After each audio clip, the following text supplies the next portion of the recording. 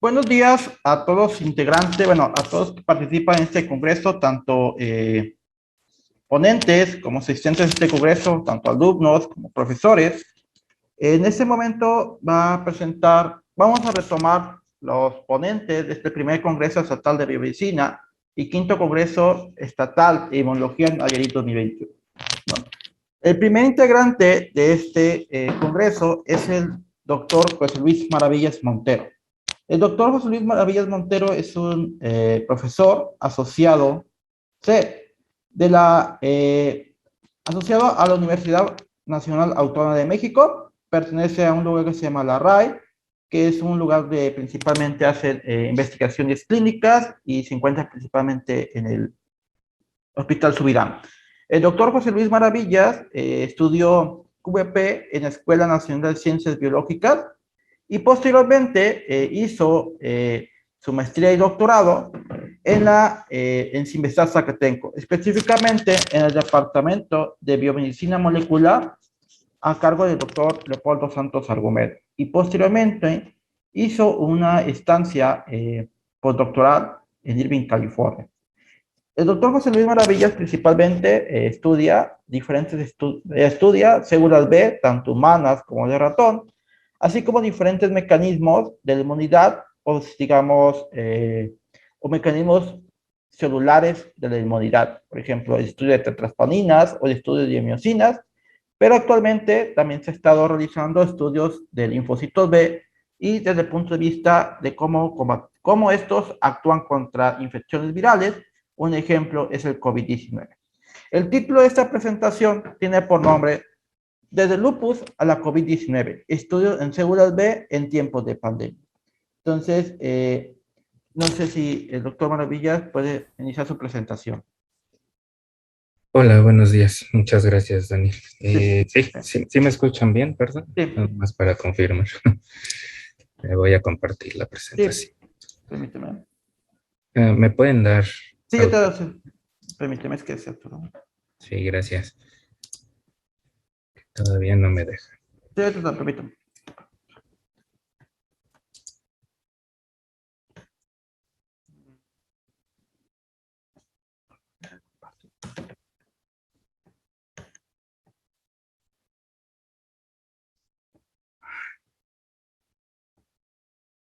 Permíteme. No se preocupe. Ok. Creo que ya está. Ok. A ver. Creo que ahí ya me pueden ver, ¿verdad? Sí, exactamente, doctor. Hola, ¿cómo están? Buenos días. Disculpen que tenga que estar así, pero como estoy en el laboratorio, pues básicamente no nos podemos quitar el cubrebocas aquí. Bueno, como seguramente sabrán. Y bueno, como les platicaba Daniel, pues bueno, como ya escucharon, mi nombre es José Luis y pues les voy a platicar un poco acerca del trabajo que hemos venido haciendo pues prácticamente desde que ingresé a este lugar, que ahorita les platico exactamente qué es lo que es, que ya tiene pues más o menos unos 7, 8 años más o menos. Y bueno, como también Daniel les platicaba, pues durante toda mi vida académica pues he trabajado básicamente con células B en diferentes contextos, en diferentes sistemas, pero siempre con células B. Entonces, después de que yo realicé mi estancia postdoctoral, como ya les mencionó Daniel también, pues regresé a México y pues empecé a trabajar pues con lo mismo, con estas mismas células, ya que de hecho son las que más me gustan.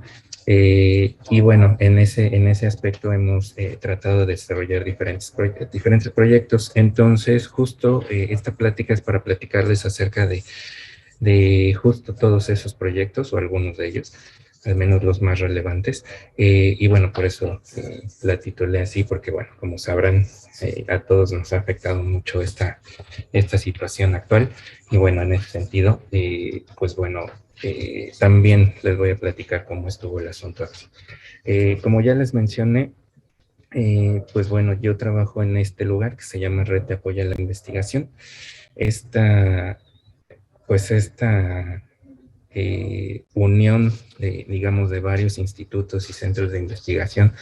En realidad está, digamos, a cargo de dos elementos muy importantes, que es la universidad, la UNAM, y pues también el Instituto Nacional de Ciencias Médicas y Nutrición, Salvador Subirán. De hecho, físicamente estamos ubicados aquí, en el Instituto de Nutrición, aunque pues nosotros pues somos en la mayoría de los casos pues académicos por parte de la UNAM.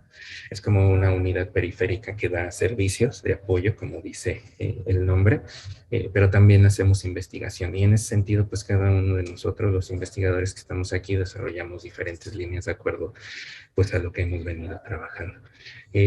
Justo cuando yo regresé a México hace algunos años, pues estaba trabajando también con esta molécula, una de las que mencionó Daniel hace unos momentos.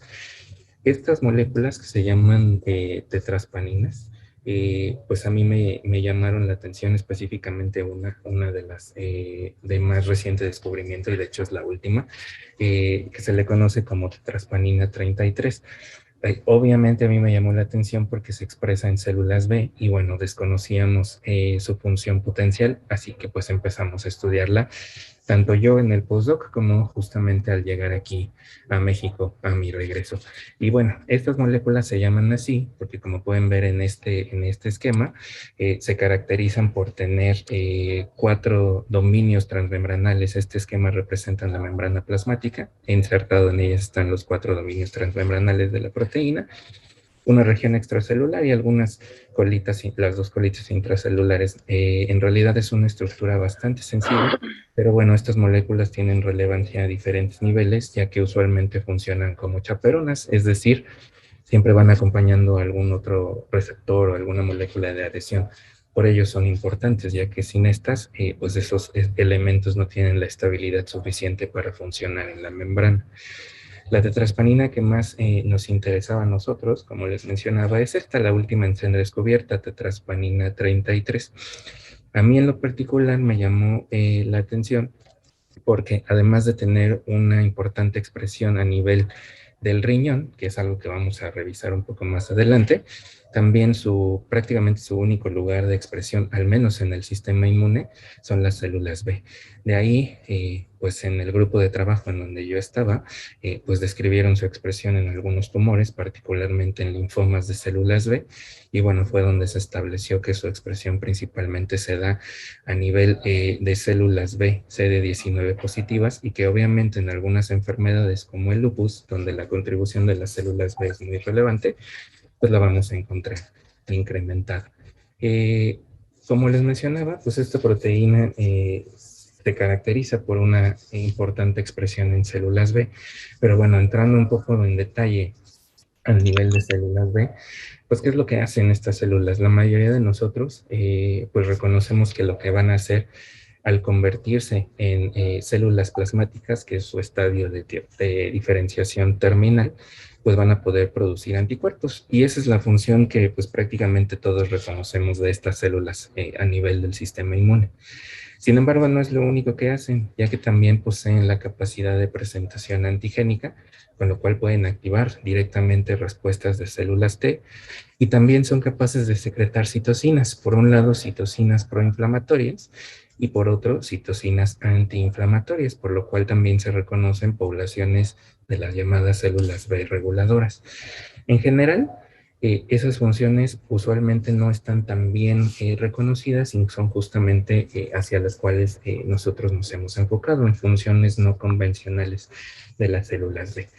En ese sentido, y empezando con la tetraspanina, pues uno de mis primeros estudiantes cuando llegué aquí a México fue Ernesto. Ernesto empezó a trabajar con cuestiones del citoesqueleto de las células B, asociándolo a esta molécula, la tetraspanina 33.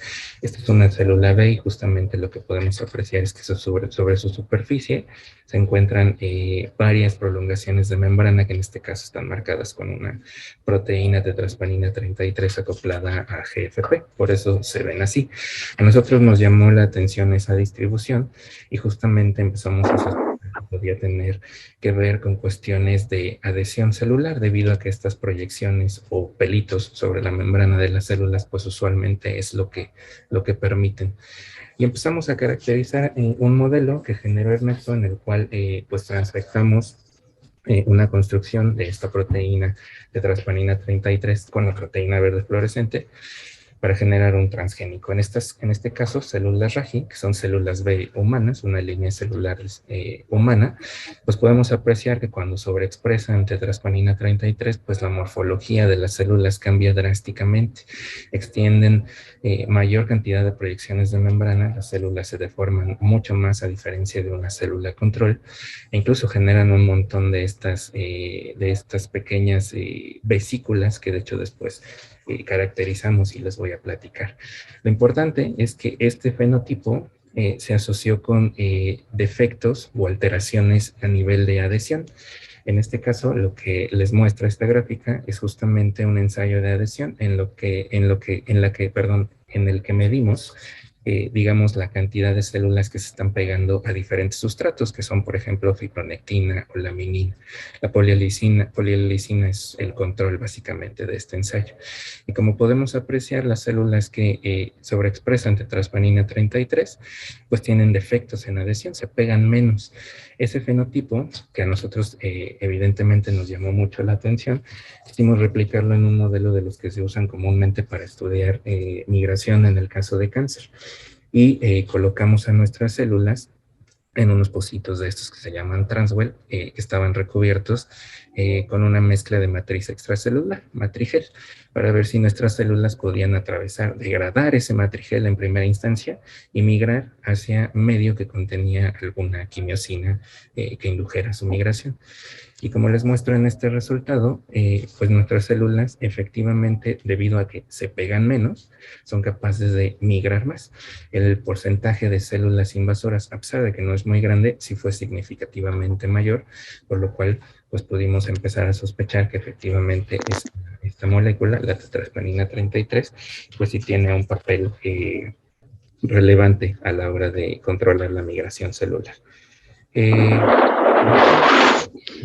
Lo que empezamos a revisar con algunas metodologías un poco más, pues, modernas, si lo queremos decir así, que no son típicamente aplicadas a las células, pues, como es, por ejemplo, la microscopía de fuerza atómica. La microscopía de fuerza atómica usualmente se utiliza para la caracterización de materiales, de plásticos o de metales, por ejemplo. Pero bueno, tuvimos la fortuna de que en el Instituto de Ciencias Físicas de la UNAM nos apoyaron con esta parte. Estas micrografías que les muestro del lado izquierdo son la reproducción con el microscopio de fuerza atómica de la superficie de células, Raji-control a la izquierda y Raji-tetraspanina 33 a la derecha. Lo que podemos apreciar particularmente cuando observamos lo que ocurre con el sustrato de fibronectina es que las células, si bien se adhieren, la morfología de la membrana plasmática es muy diferente. En el caso de las células que sobreexpresan la molécula, podemos apreciar mucha más rugosidad, un montón de agujeros y un montón de proyecciones de la membrana, a diferencia de las otras células en donde la superficie pues es mucho más lisa.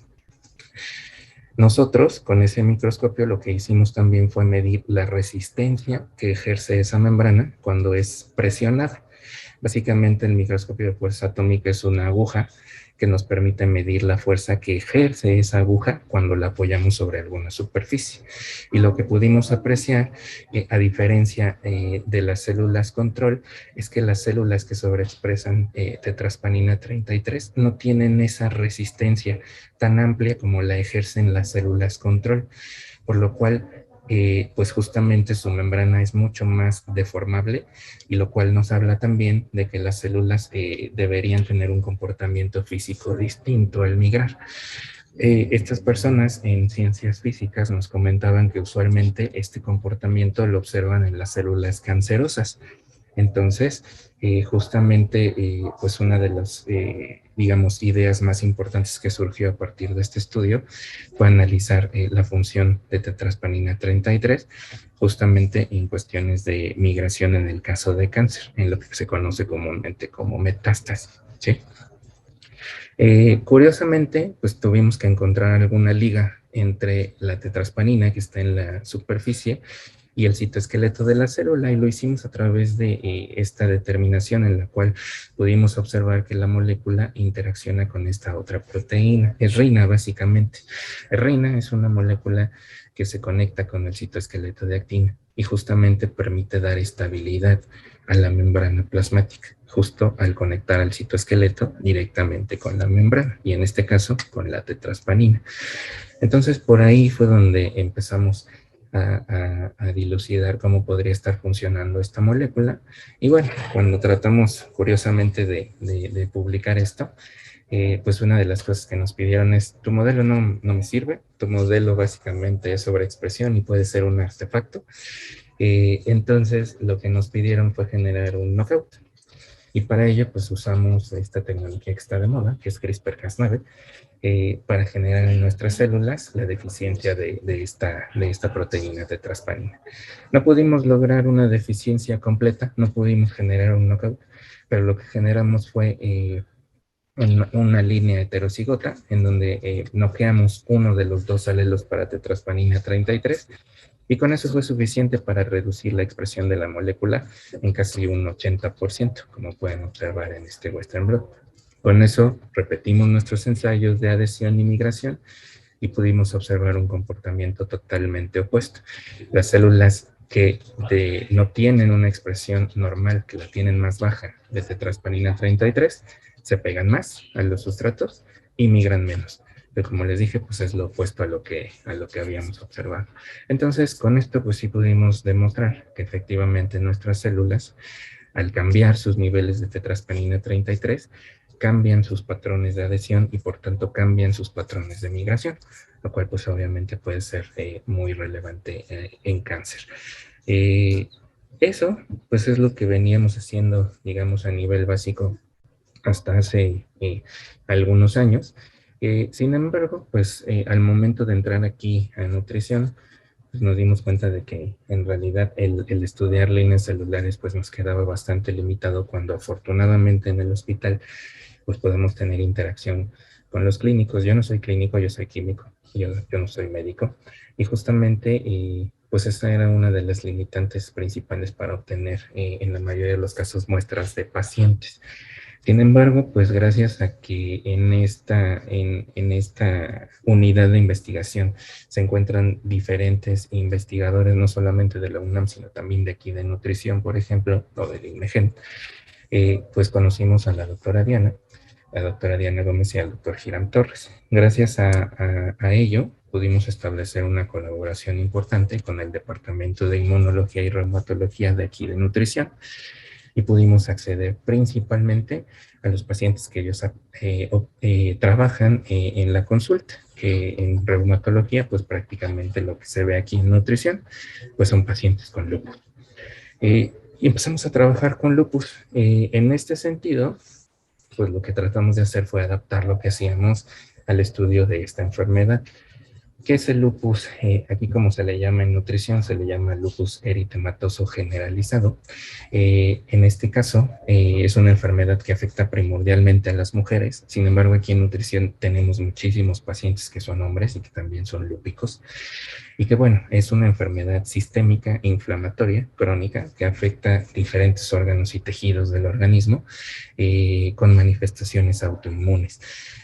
¿Cuáles son esas manifestaciones? Aquí les enumero algunos: problemas neurológicos, que son de los más relevantes; problemas en el corazón, que también tienen una alta mortalidad; manifestaciones mucho más visibles, como pérdida de cabello, dermatitis, problemas en la sangre, artritis o dolor en las articulaciones y músculos, pero también algo muy relevante, que son problemas renales.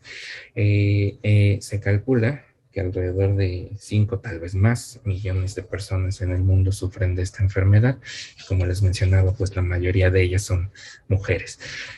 Nosotros en México tenemos una alta tasa de prevalencia de la enfermedad, debido a que, como es una enfermedad autoinmune, está asociada a factores genéticos que desafortunadamente en población hispanoamericana pues es justamente donde nos pega más, incluyendo también a las poblaciones negras en África y algunas poblaciones asiáticas, principalmente en China. El lupus, como ocurre con la mayoría de las enfermedades autoinmunes está asociada con diferentes patrones de funcionamiento defectuoso en el sistema inmune.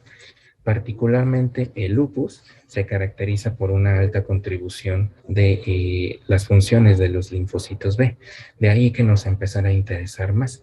Hay otras enfermedades autoinmunes como la artritis o la diabetes tipo 1, en donde la contribución principal es por parte de las células T, no así para el lupus, por lo cual pues también nos interesó mucho más abordar su estudio desde esta perspectiva. En este caso, las células B, digamos que van a cumplir con las mismas funciones que cumplen en condiciones normales, pero en un contexto autorreactivo o en un contexto autoinmune. Las células B en este caso pueden reconocer antígenos propios, de esta forma activarse y secretar autoanticuerpos o secretar citocinas que van a promover la inflamación. Asimismo, también van a poder presentar antígenos a células T autorreactivas y estas también a su vez causar mayor daño a través de la inducción de inflamación. Entonces, fuera del papel protector que usualmente tengan las células B, en el contexto del lupus, pueden ser justamente patogénicas, es decir, pueden exacerbar incluso la enfermedad. En ese aspecto, nosotros empezamos a pensar en qué podíamos trabajar con estos pacientes, ya que, por ejemplo, los doctores que justamente empezaron a trabajar con nosotros, pues ya tenían montadas diferentes líneas de investigación. Ellos prácticamente se enfocaban a células T. Nosotros llegamos y les dijimos, ¿sabes qué? Sabemos trabajar con células B, vamos a hacer algo en ese sentido. Y así empezamos con este primer proyecto. A partir de las muestras que nos podían dar, que básicamente eran sangre y alguna otra secreción, pues empezamos a formar el proyecto de Sandy. Sandy, desde el inicio, empezó a trabajar con estos pacientes, pero particularmente con un componente muy importante que se encuentra en nuestro sistema inmune y que son los anticuerpos, evidentemente producidos por estas células plasmáticas que vienen de células B, pero particularmente anticuerpos de clase IgA. Los anticuerpos de clase IgA son anticuerpos que vamos a encontrar primordialmente en las mucosas y en las secreciones, ¿sí? Típicamente asociamos la presencia de este tipo de anticuerpos a intestino, donde cumplen con diferentes funciones. Sin embargo, otro lugar donde podíamos encontrarlo es justamente en la saliva. Y es justo por una de las razones por las cuales empezamos a trabajar con esto, ya que prácticamente a nadie le interesaba una muestra de saliva para estudiar. Curiosamente, en el Instituto de Nutrición, desde hace muchos años, como podrán ver, pues el estudio de los anticuerpos en el caso del lupus es algo que ya se tenía muy bien caracterizado. Sin embargo, pues obviamente se dejó de lado durante mucho tiempo, primordialmente por los avances en otras modas en inmunología.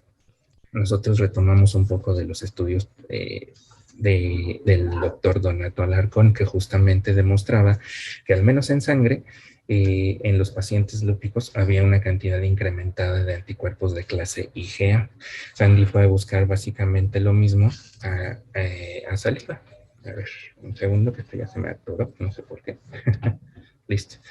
Sandy fue a buscar esos anticuerpos que son de dos subclases, clase IgA1 y clase IgA2, en saliva. Estos anticuerpos, como les dije, los vamos a encontrar primordialmente en mucosas y en secreciones, por lo cual es de esperarse que sean abundantes en las muestras de saliva. Lo que no esperábamos es que existiera una diferencia tan relevante como la que pueden ver en estas gráficas en las dos clases de IgA en los pacientes con lupus. Lo que les muestro aquí es el incremento de anticuerpos de clase IgA de los dos subtipos en la saliva de estos pacientes. Esto nos llevó a pensar que la IgA pues, podía tener una contribución más importante en el lupus. Y curiosamente, pues podíamos estudiarla en estas muestras. Y bueno, gracias justo al grupo de la doctora Diana Gómez, que aquí les presento, pues pudimos continuar con este estudio y que de hecho pues lo estamos llevando a cabo o lo estamos retomando justo en este momento. La ventaja de trabajar con ellos es que pudimos tener acceso a prácticamente toda la información que quisiéramos de estos pacientes. Gracias a que Nutrición es un hospital de tercer nivel, pues los pacientes que se ingresan aquí y que se tratan aquí, número uno, están cautivos, es decir, van a regresar y podemos tomar muestras repetidas. Y tal vez lo más importante es que tienen un expediente clínico tremendo, en el cual podemos obtener pues toda esta información que les muestro aquí e incluso más, dependiendo de cómo estén siendo tratados esos pacientes. Con esta información y con las medidas y las mediciones de anticuerpos de clase IgA que realizó Sandy, pues lo que pudimos hacer es justamente este tipo de estudios clínicos en los cuales hacemos correlaciones que obviamente no implican causa o consecuencia, pero que nos dan información acerca de cómo nuestro analito, que en este caso es IgA, podría estarse relacionando con la enfermedad. Curiosamente, al medir IgA en saliva, pudimos darnos cuenta de que la cantidad de esta, al menos de IgA1, correlacionaba muy bien con el índice de actividad de la enfermedad en lupus. ¿Qué quiere decir eso? Que los pacientes que tienen mayor severidad de su enfermedad tienen mayor cantidad de IgA1, algo que sospechábamos desde las gráficas anteriores. También otra medida que se utiliza para ver cómo está un paciente de lupus, si está mejor o está peor, es la medición de anticuerpos anticuerpos, en este caso antinucleosomas. Estos anticuerpos se miden en suero, pero también son una buena medida de qué tan bien está el paciente o qué tan bien está respondiendo al tratamiento. Si tienen más de estos en circulación, el paciente está peor o no está respondiendo al tratamiento. Lo curioso es que la IgA1 también correlacionó bastante bien con la cantidad de anticuerpos antinucleosomas, por lo cual pues podría en dado caso llegar a ser utilizada justo como un marcador de la severidad de la enfermedad en lupus, al igual que este índice que está muy bien probado por los reumatólogos o este otro que se puede determinar en el laboratorio. Curiosamente, estos, como les mencionaba, los anticuerpos antinucleosomas se miden en suero. Sin embargo, Sandy los fue a medir con ayuda del Departamento de Reumatología directamente en la saliva, y lo que midió en la saliva son anticuerpos de clase IgA, porque estos de acá son anticuerpos de clase IgG en suero. Y lo que encontramos es que efectivamente los pacientes con lupus pues, tenían una mayor cantidad de estos anticuerpos de clase IgA en saliva con respecto a controles sanos. Por lo cual, pues sacamos también otra conclusión de que en lugar de tomar una muestra de sangre y de ahí purificar los anticuerpos, podíamos simplemente poner una muestra de saliva en esta ELISA que se utiliza para medir anticuerpos antinucleosomas y así tener también una predicción de cómo está respondiendo un paciente al tratamiento o cómo llega al hospital. De ahí la importancia de la medición de estos anticuerpos en saliva. Y Sandy, pues continuando ya con el proyecto, ya a nivel de doctorado, porque lo que les mostré es lo que hizo en la maestría, pues decidió seguir trabajando con estos anticuerpos y algo que nos interesó mucho, más allá de medirlos y relacionarlos con la clínica, es ver qué podían reconocer estos anticuerpos IgA en la saliva. Para eso tomamos la base de lo que ya estaba reportado en otras enfermedades inflamatorias como la colitis a nivel de intestino. En el intestino también, como les mencionaba, tenemos grandes cantidades de IgA y esa IgA es capaz de recubrir algunos de los microorganismos. Curiosamente, se ha establecido desde hace algunos años que la mayoría de las bacterias o microorganismos que son recubiertos por la IgA son justamente aquellas bacterias que tienen la capacidad de generar la inflamación en el caso de colitis, no así aquellas que solo son comensales o que se comportan de ese modo. Entonces, típicamente, al menos en el intestino, la IgA se asocia a los microorganismos con potencial patógeno, que se llaman patobiontos. De esa forma se ha caracterizado a esos microorganismos unidos a IgA. Esto, después justamente de separarlos, se secuencian y se identifican esos microorganismos. Es lo que se conoce como IgA-seq o IgA-seq en inglés, ¿sí? Nosotros pretendemos hacer lo mismo, justamente para eso estamos trabajando en este sentido, de purificar a las bacterias que recuperamos de saliva de muestras de pacientes con lupus para compararlas contra controles sanos. En este caso, identificamos aquellas bacterias que están recubiertas con IgA1 o aquellas bacterias que están recubiertas con IgA2 o a las bacterias que están recubiertas con ambos subtipos. De esta forma, pretendemos aislarlas y secuenciarlas posteriormente para hacer su identificación. Se sabe que ciertos géneros y ciertas especies de bacterias en otras enfermedades autoinmunes están asociadas directamente con esa generación de la enfermedad. Y aquí lo interesante es que alguna especie bacteriana en cavidad oral podría estar relacionada con el aumento en la actividad de la enfermedad en el caso del lupus a nivel sistémico. Eso no es algo descabellado porque ocurre prácticamente lo mismo con la artritis reumatoide para el caso de ciertas bacterias específicas que pueden encontrarse en la cavidad sinovial. Y en ese sentido, pues lo que llevamos hasta el momento, porque este proyecto sí ha sido muy afectado por la cuestión de la pandemia y no poder entrar a trabajar, es que al menos los pacientes que tienen mayor actividad de la enfermedad, que están más graves en el lupus, presentan un mayor recubrimiento de bacterias con anticuerpos de clase IgA1. Todavía no sabemos qué bacterias son estas, pero seguramente por aquí debe haber alguna especie o género que pueda ser relevante para el desarrollo de la enfermedad. Y pretendemos caracterizar esas especies más allá de la identificación, haciendo también algunos análisis de metabolómica. Pero bueno, todavía estamos empezando con eso. En este sentido, también el estudio de anticuerpos tiene que ver con su capacidad de inducir daño. Si estamos hablando de autoanticuerpos, son anticuerpos que no nos van a proteger, al contrario, pueden generar inflamación. Pueden generar inflamación al fijar complemento y de esa forma destruir algunos tejidos en los que se esté acumulando.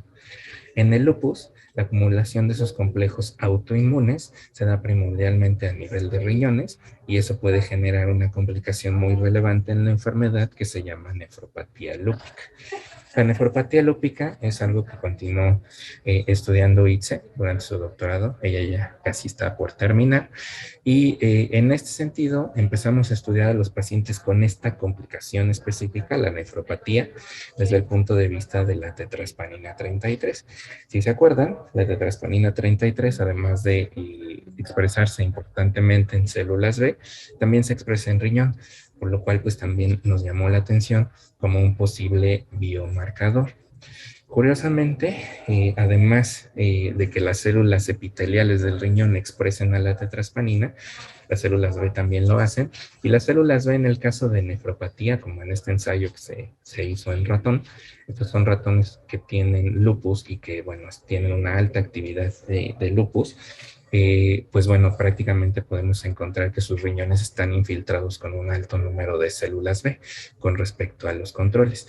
Y esas células B que se pueden observar en verde en esta microscopía, pues bueno, tienen una distribución muy característica en estos riñones y pueden ejercer sus funciones tanto protectoras, pero mucho más allá de ello son principalmente funciones proinflamatorias que van a terminar dañando al riñón. Estas células pueden secretar estas llamadas exosomas o microvesículas extracelulares y pueden vertirlas al interior de los conductos que van a terminar en la vejiga. Tanto las células epiteliales como las células inflamatorias, incluidas las células B, tienen la capacidad de secretar estas microvesículas. Y es en esas microvesículas que podemos detectar y purificar a partir de muestras de orina, en donde podemos encontrar a nuestros marcadores, como puede ser la tetraspanina. Curiosamente, las tetraspaninas, incluyendo la 33, tienen una alta expresión en estas microvesículas, se concentran ahí, por lo cual podemos purificarlas y analizarlas para poder tratar de asignarle a esta u otras proteínas o a alguna otra molécula que esté en esos exosomas o microvesículas un papel ya sea diagnóstico o pronóstico en alguna enfermedad. El proyecto de ITSE justamente fue en ese sentido y ella empezó a trabajar con una corte de pacientes de nefropatía en los cuales tomábamos una muestra al ingreso al hospital, una muestra a los 6 meses y pretendíamos hacerlo a los 9 meses, pero bueno, esto no lo pudimos hacer. La diferencia entre muestras de 1 mes y 6 meses fue que a esos pacientes se les indujo a la remisión, es decir, se les dio un tratamiento muy fuerte para tratar de frenar el desarrollo de la nefropatía, por lo cual son pacientes que usualmente esperaríamos que mejoraran después de esos 6 meses. No con todos ocurre, pero en muchos de ellos sí. Y lo que les muestro en este Es un Western blot para tetraspanina 33. Es la comparación, por ejemplo, en donde analizamos un control sano. Les voy a pedir que solo se enfoquen en esta columna que dice B. Estas son las vesículas extracelulares purificadas, las vesículas extracelulares purificadas de orina que obtenía ITSE. Como podemos ver, en un control sano, pues prácticamente no hay mucha detección de la tetraspanina. Sí podemos ver un aumento en la cantidad de tetraspanina cuando vemos a un paciente que tiene lupus en estas microvesículas. Entonces sí podemos hacer una diferencia en orina. Pero lo más relevante es lo que observamos con los pacientes que tienen nefropatía lúpica. Este es el mismo paciente, digamos, al ingreso al hospital y podemos ver que sus vesículas tienen una tremenda expresión de tetraspanina 33. No así después de recibir el tratamiento después de 6 meses. Con esto nos podemos dar cuenta que efectivamente los pacientes que tienen nefropatía tienen una mayor cantidad de tetraspanina en sus microvesículas con respecto a los pacientes que no tienen nefropatía y que además podemos analizar su incremento o disminución en función de cómo está progresando el tratamiento y cómo está progresando el paciente. En este sentido, y se realizó muchos más ensayos con muchos más pacientes para tratar de hacer análisis comparativos y una de las cosas que pudo montar exitosamente en el laboratorio es el análisis de estas microvesículas, pero ya no a nivel de Western blot, sino con citometría de flujo, lo cual mejoraba mucho más la definición de estos pacientes y pudimos empezar a analizar estos exosomas directamente en el citómetro de flujo. Para ello utilizamos para calibrar unas perlas que se diferencian por tamaño. Al separar estas perlas por tamaño en el citómetro, podemos compararlas con las partículas que analizamos a partir de las muestras, en este caso exosomas purificados de orina, y poder determinar poblaciones de exosomas de acuerdo a su tamaño. Exosomas, que son los más chiquitos, de 0.1 micras, o vesículas extracelulares, que son mucho más grandes por definición. En todos los casos pudimos analizarlos gracias a que se pudo realizar una estancia en Estados Unidos con la doctora Betty Diamond, que pues es experta en lupus. Y bueno, analizamos la función de diferentes proteínas en diferentes muestras de orina. De hecho, incluso ella pudo trabajar con una corte de coreanos en Estados Unidos, con lo cual pues pudimos validar un poco lo que estábamos trabajando. Pero bueno, estamos preparando esa publicación. Y bueno, la última parte, después de analizar nefropatía en exosomas o analizar a los anticuerpos para tratar de asignarles valores pronósticos o diagnósticos a estos elementos, pues lo que dejábamos de lado eran directamente las células B. Y para ello, pues empezamos a buscar qué poblaciones de células B podrían estar directamente implicadas en la nefropatía. No solamente que las encontrábamos ahí como células bystander, como células testigo, sino que directamente pudieran estar contribuyendo a la patogenia de la enfermedad. En ese sentido, hay que reconocer que existen dos linajes de células B, las células B2, que son las células convencionales, y las células B1. Dentro de las células B2 vamos a tener a las foliculares, que digamos son la gran mayoría de las células B, y a otras que se conocen de zona marginal, que principalmente se han descrito en ratón. Pero dentro de estas foliculares existen muchas variantes de células B raras. Una de esas variantes son estas llamadas células ABC. Se llaman ABC porque son células asociadas a la edad, Age-Associated Viscers, ¿sí? En inglés. Esas células se describieron desde hace algunos años, obviamente en ratones viejos, de ahí su nombre, pero después se encontró un fenotipo similar en humanos. Y se sabe que esas células están asociadas a fenómenos proinflamatorios, es decir, pueden producir citocinas proinflamatorias para, en este caso, generar daño en algunos tejidos. Así que no me deja. Perdónenme. Y así, pues Víctor llegó al laboratorio, Víctor Sosa, y empezó a trabajar con estas células B asociadas a la edad justamente en lupus. ¿Por qué? Porque también se había descrito, también desde hace tiempo, que estas células podrían tener diferentes implicaciones en lupus. Son células raras porque, por ejemplo, tienen una batería de moléculas que expresan que no son comunes a las células B. Tal vez lo más relevante es el factor de transcripción TIBET. El factor de transcripción TIBET lo expresan las células TH1. que son proinflamatorias. Curiosamente, estas células B también lo expresan y tienen, o al menos se les ha descrito ese fenotipo proinflamatorio. Víctor, en estos pacientes con nefropatía, empezó a estudiar estas células Tibet positivas, CDMCC positivas, que también es un marcador no clásico de células B, sino más bien marca células dendríticas, y pues definió a la población de células ABC, que son estas de aquí en color rojo. Al comparar nuestras cortes de pacientes, pues era evidente que los pacientes nefrópatas iban a tener una mayor cantidad de células ABC. Eso ya estaba descrito. Lo curioso es que Víctor además caracterizó esta otra población que tiene un fenotipo muy similar, también son CDMCC Tibet positivas, pero a diferencia de estas, expresan altos niveles del receptor de complemento CD21. Al comparar pacientes con lupus que tienen nefropatía, que no tienen nefropatía, con aquellos que tienen nefropatía lúpica, pudimos observar que esa población CD21 pues era muy variante. En los pacientes con nefropatía pues prácticamente no encontrábamos presentes a estas células. Al compararlo pues lo podíamos observar claramente en esta gráfica. Los pacientes con nefropatía prácticamente carecen de esa población.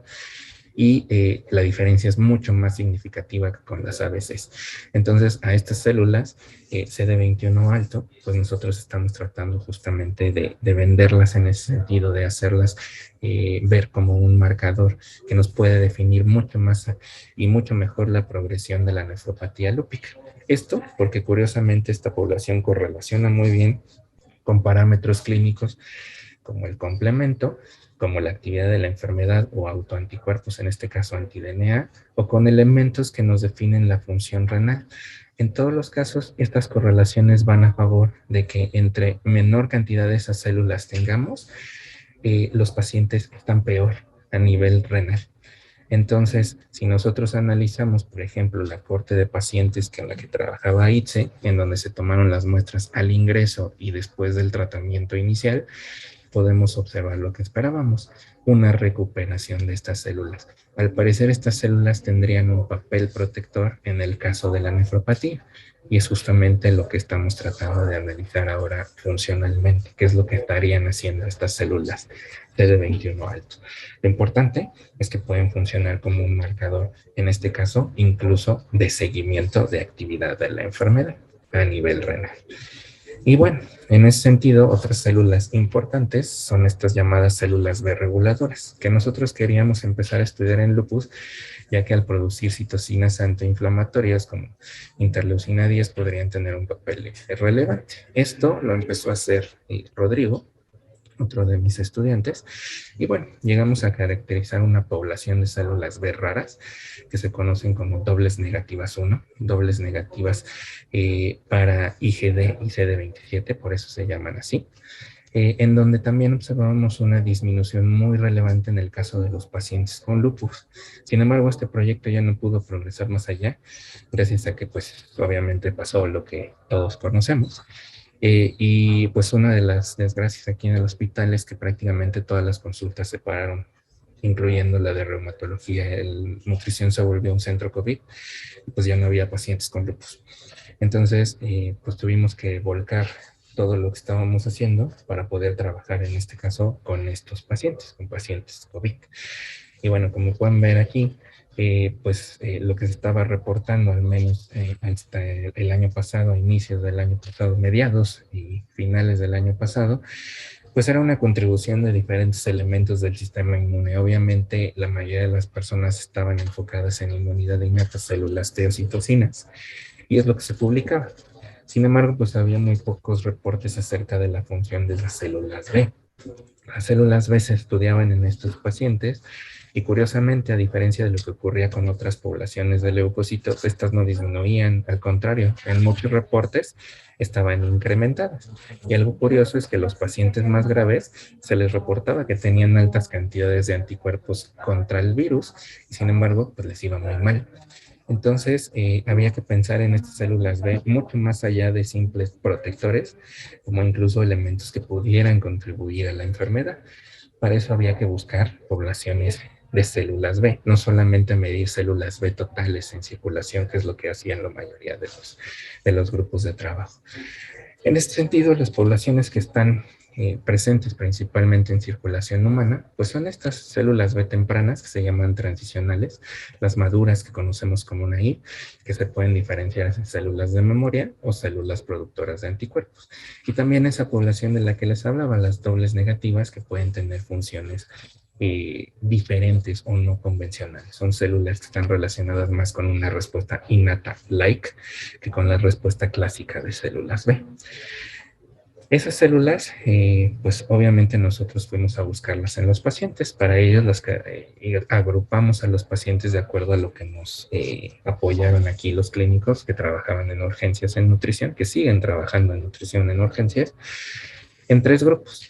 Pacientes leves, con enfermedad leve, pacientes graves y críticos. Estos son los que se hospitalizaron y los críticos son particularmente aquellos que requirieron la ventilación mecánica, el respirador, como le conocemos comúnmente. E inicialmente, la corte con la que hicimos el trabajo en un inicio fue de 52 pacientes, 19 leves, 16 graves, 17 críticos.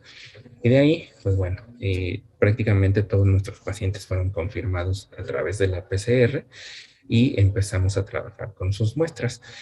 Literal, agarramos todos los anticuerpos que tenían mis alumnos aquí en el laboratorio y generamos un panel de tinción por citometría de flujo para analizar 13 poblaciones diferentes de células B, todas las que les mencioné con algunas subdivisiones. Todo lo que ven aquí es justamente la estrategia para analizar en una sola tinción a todas esas poblaciones de células B. Con esto, pues nos dimos cuenta de muchas cosas. Primero, que como les había mencionado, la población de células B en los pacientes con COVID pues prácticamente permanece no alterada. Hay algunos incrementos en los pacientes graves, pero en realidad pues prácticamente no vemos cambios a nivel de células B totales.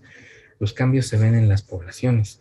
Los linfocitos B transicionales cambian sus proporciones de acuerdo al nivel o a la severidad de la enfermedad.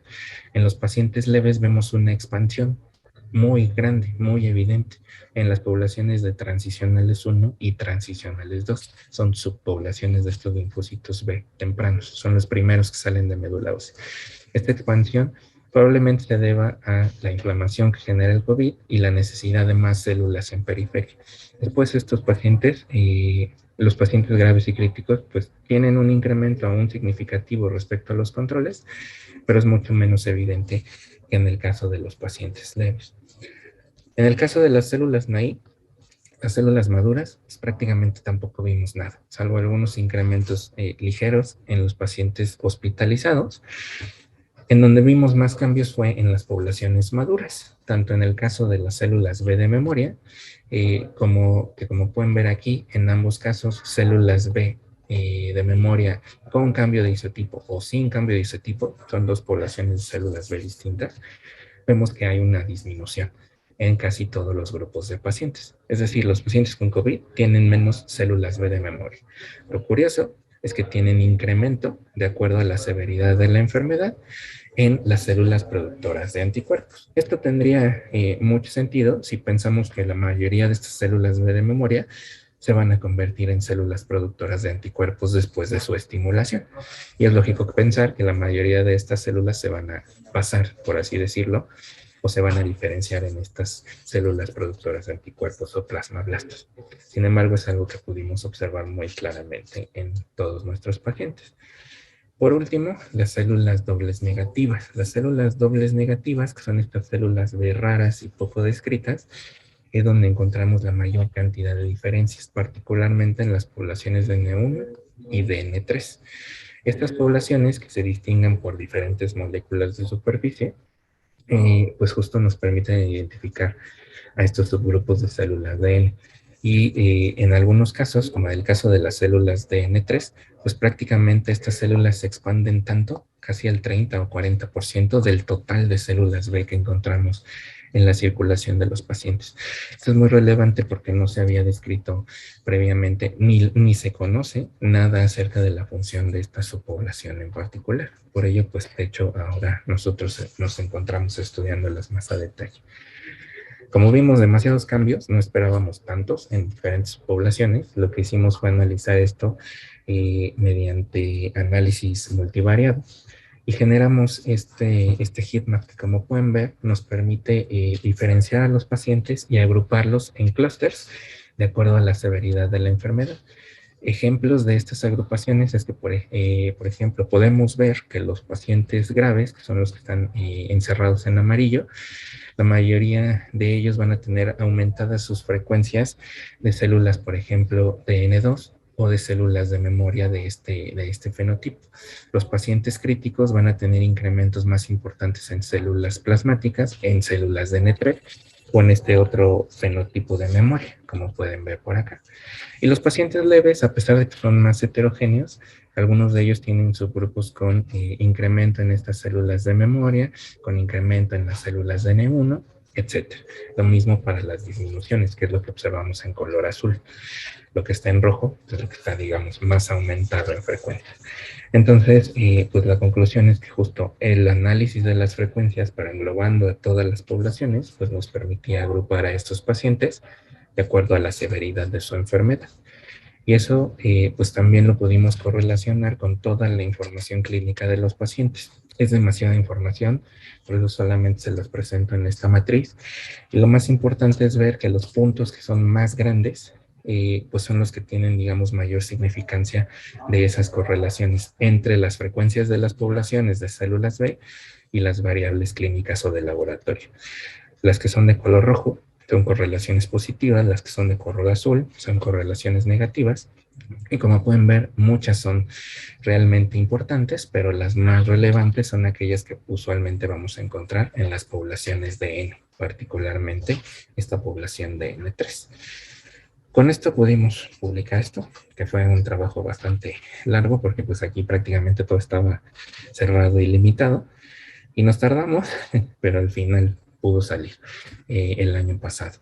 Y además, lo más relevante de ese estudio es que pudimos formar parte de un estudio todavía más relevante, en donde nosotros colaboramos justamente con el análisis de esas poblaciones de células B, pero gracias a la cooperación de diferentes investigadores y de diferentes grupos pudimos analizar todo lo que está aquí en esos pacientes. Y no solo esto, sino incluso algunos marcadores de metabolómica o incluso algunos marcadores funcionales de la función de neutrófilos, como las NETs. Con esto pudimos construir, además de generar diferentes publicaciones en ese sentido, tratando de asignarles valores a estas variables extrañas en COVID, como en estos ejemplos, pudimos construir este índice, que es un índice que básicamente nos permitió generar una calculadora digital en donde podemos ingresar valores de diferentes variables que nosotros determinamos como las más relevantes para poder determinar si un paciente tiene mayor riesgo de desarrollar enfermedad grave o crítica. Y bueno, justo esa calculadora, pues lo que hicimos fue generar, con ayuda también de alguien que trabaja aquí, de Ari Kleinberg, que más que nada es diseñador y programador.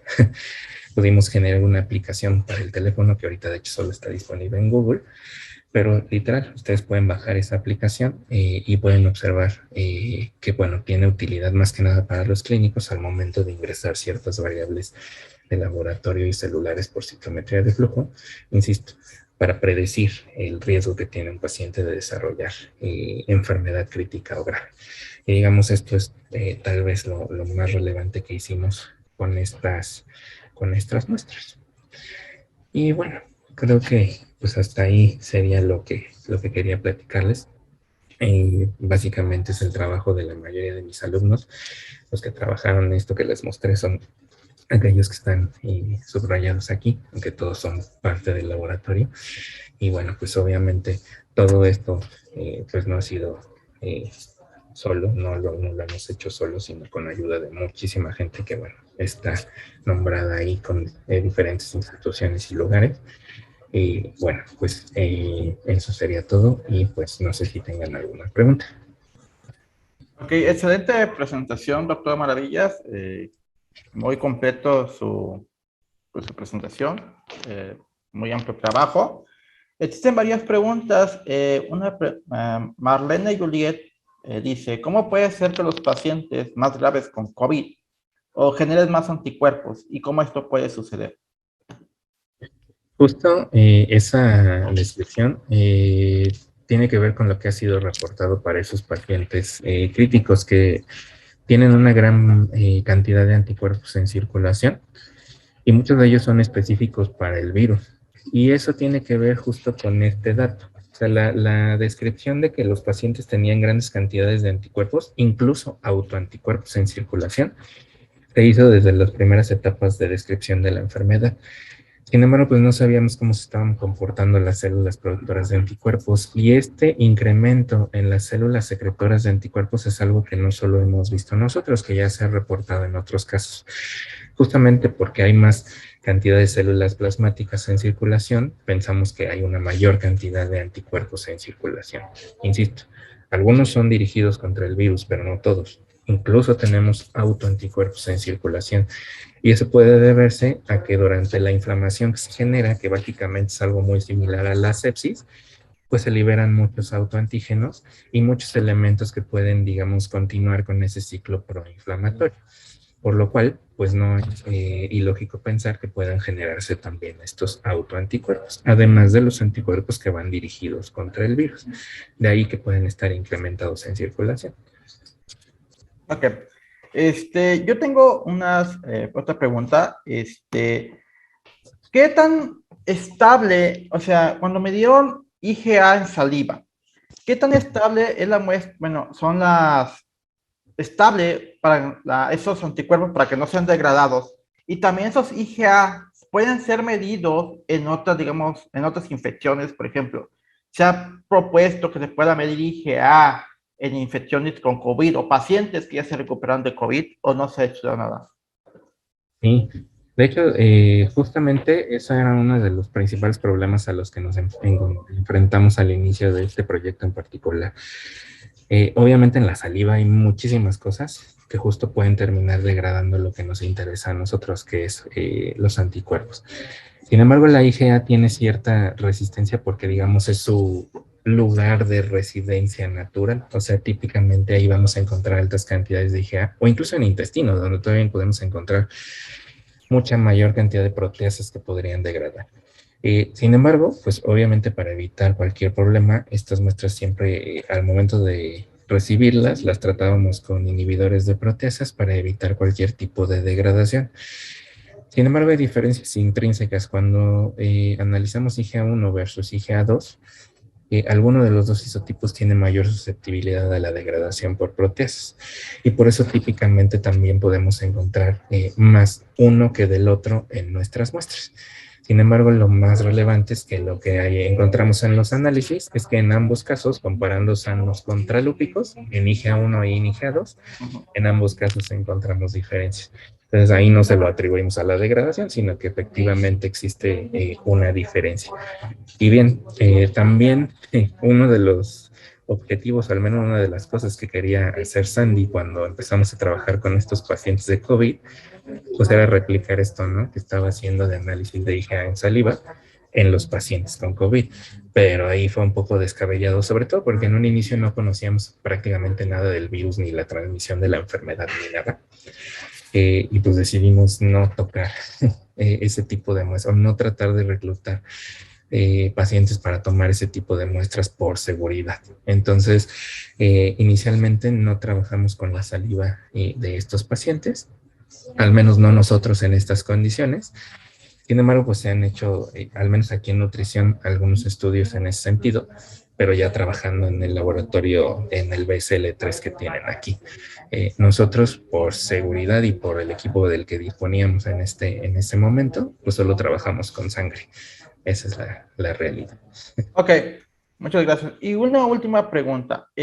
Bueno, hablaste de las células dobles negativas y que son CD21 negativas, ¿sí? Ajá. ¿Qué se ha visto, por ejemplo, CD21 es el receptor de complemento? ¿Qué se ha visto en la relación entre complemento y estas células B dobles negativas? Sí, justo eso es algo que, digamos, Víctor ha trabajado. Víctor, mi alumno que trabaja en este proyecto, ha venido pensando desde hace mucho tiempo y esa era una de las implicaciones, digamos, más curiosas de estas células A veces, estas células a veces son justamente las que expresan bajos niveles de CD21. En el caso de lupus, como bien mencionas, algo que encontramos clásicamente en un paciente que tiene actividad de la enfermedad, o sea, que está activo, que tiene la enfermedad manifestándose en ese momento, son niveles bajos de complemento. El complemento se consume. Entonces, es posible que estas células pudieran ser responsivas a esos niveles del complemento. Sin embargo, y cuando comparamos, por ejemplo, niveles de estos pacientes en remisión versus los pacientes activos, no necesariamente encontramos diferencias en las ABCs. A veces los niveles son muy similares. En donde encontramos diferencias y sí son muy significativas es en la población de células raras, que son las CD21 alto, o sea, las que siguen expresando el receptor.